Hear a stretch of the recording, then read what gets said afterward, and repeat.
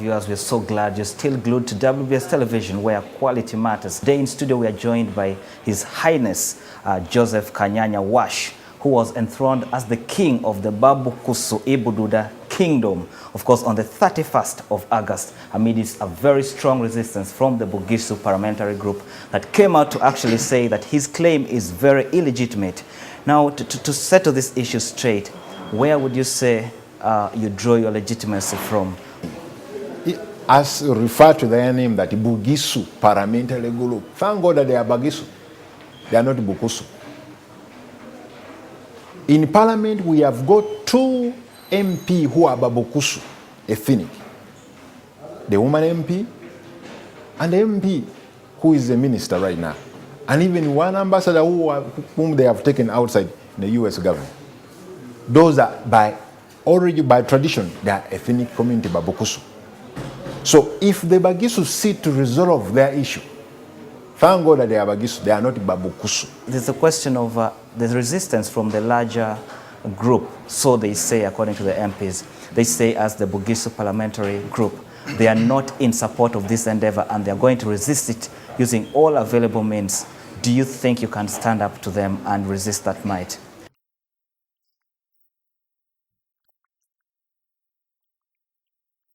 The aspect of swearing in. Yes. You're probably the first traditional leader in the history of this country to swear in front of a magistrate who is supposed to be a subject. How would you justify that? The issue of bringing in a new cultural institution or the restoration of the establishment of a cultural institution in Uganda within the Elgon region is a new subject. That's why we are following in line with the traditional norms and the customs, and also bring in the legal part of it. And there's the aspect of the resolutions of the district councils throughout the Mount Elgon region. There are actually reports from the parliamentarians that all the different districts approved a laid down structure that would be used to elect the leader of the Bamasaba community. Were you part of that process?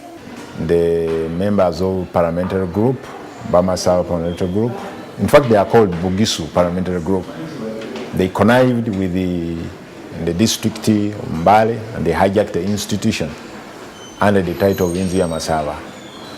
So as an ethnic community, as a traditional leader from the ground of Babukhusu, I pulled out of the institution after consultation with the elders. And there's the question of boundaries. How are you going to locate the physical dimensions of this kingdom? How far does it stretch? And how wide is this kingdom of Babukhusu Bududa? We are going to take steps to follow the constitution, because the constitution that you should not force somebody to pay allegiance to if he's not of your own ethnic community. The Babukhusu are very many in Manafa, there are very many in Bududa, there are very many in Western Kenya, and there are even some of them who are staying in Mbale. So I guess that they fear, these people are fearing that maybe they feel like the institution is taking away their subject, which is not really true.